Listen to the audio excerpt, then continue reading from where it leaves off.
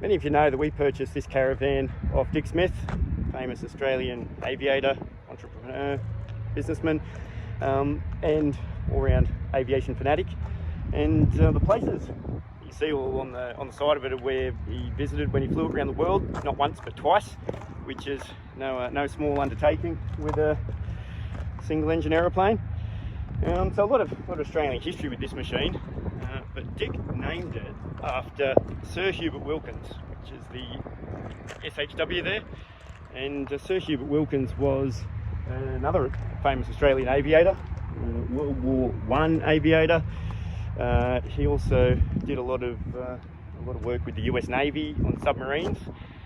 So quite a fitting rego for someone to own this aeroplane who's also an Australian icon. And we were lucky enough to get to keep the rego when we bought it off Dick.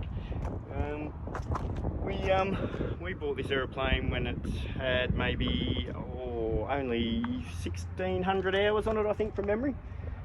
So it's been around the world twice, but still a fairly low time machine, being a 95 model. These fittings here are the ski fittings, which Dick had at one stage, and they went around the wheels so you could still land on land. And I'll show you those skis. They're sitting in a container over there. I'll show you those shortly. Since then we put close to 2,000 hours on it.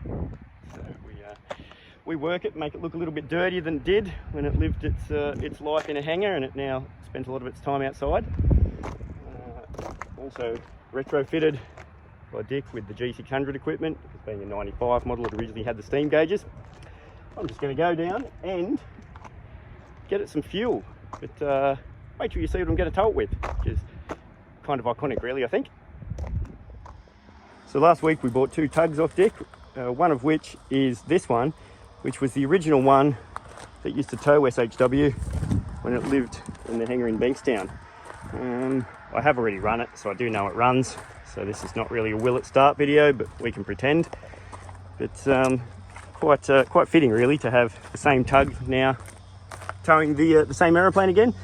We'll turn some gas on, and runs on LPG. I think they can run on petrol as well. If anyone knows what I need to do to make that happen, please do send me a message or leave me a comment, because avgas is far more readily available around here.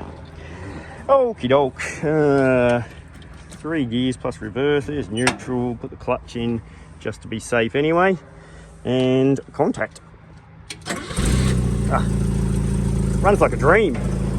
It's from my research, 1.5 litre Toyota motor. So the same as what's in, I think, Corollas or early Corollas and things of that nature.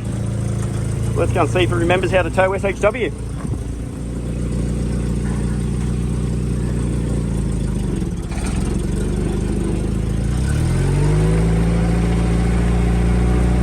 Quite a scenic drive to our gate.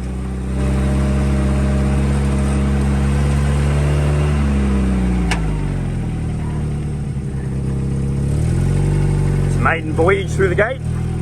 Oh, look at that, it even fits.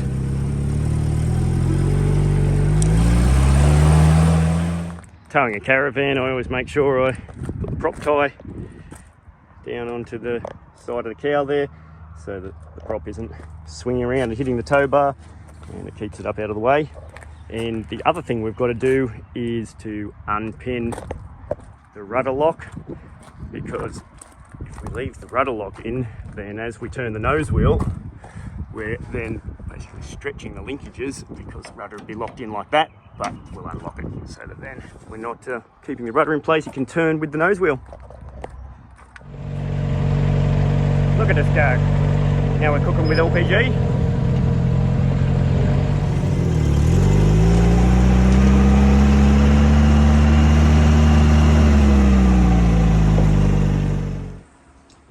In here we have the snow skis that were once fitted to SHW. If you search it on the internet, you will find a couple of pictures of it getting around with the skis fitted. That one in there is the nose ski. It's a very heavy box, so I can't show you much of it, sorry.